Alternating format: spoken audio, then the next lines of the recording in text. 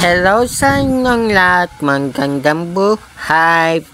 Today in Philippine History, October 3, 2024.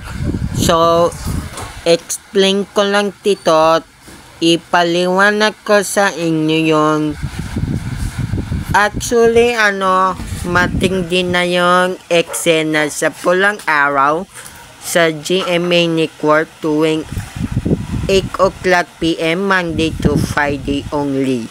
May replay sa GTV ng 9:40 PM.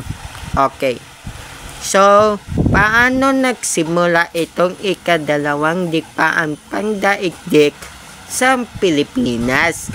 At paano tayong sinakop ng mga Hapong video explanation patungkol sa kaysaysayan ng Pilipinas. So, simulan natin ito para may alam kayo kung anong nangyari noong panahon ng Hapong dito sa Pilipinas. Ang bagong teleserye ng GMA Network Pulang Araw, isang bagong teleserye tuwing weekdays. Merong lamang ito replay sa GTV tuwing weekdays din. Napakita ito ng totoong kwento at nangyari sa ating bansa noong panahon ng mga Hapones. Ipakulong at pahirapan man nila ako. Para sa pamilya at sa pagmamahal, babangon ako.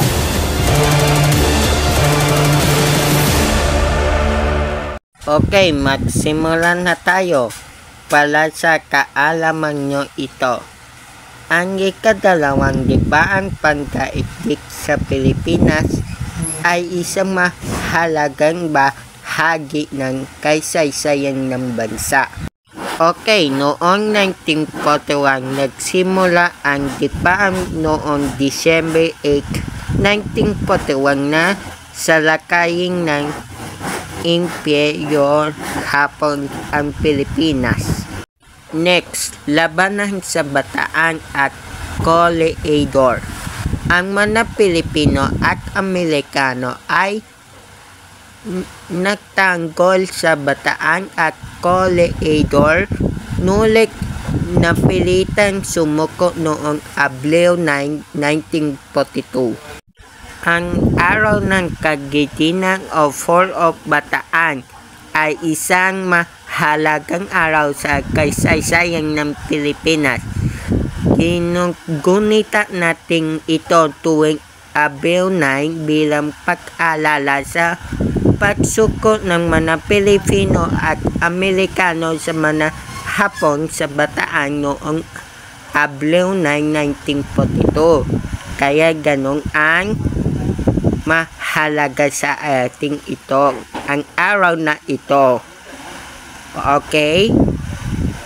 Okay, dito naman tayo. Meron tayo ditong apat na dito.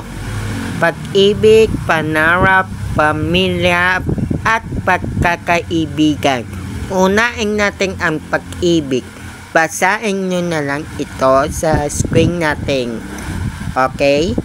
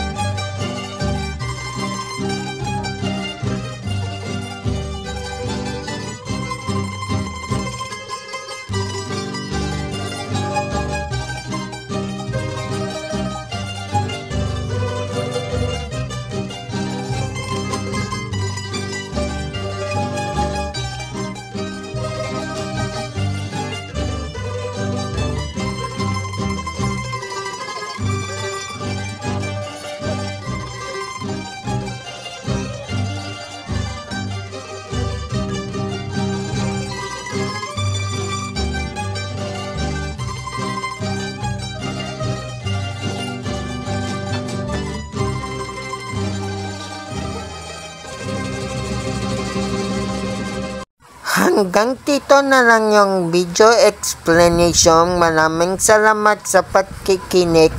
Tandaan, importante may alam. So, paalam. Para sa lahat ng mga namatay kong kasamahan sa gerang ito, babangon ako.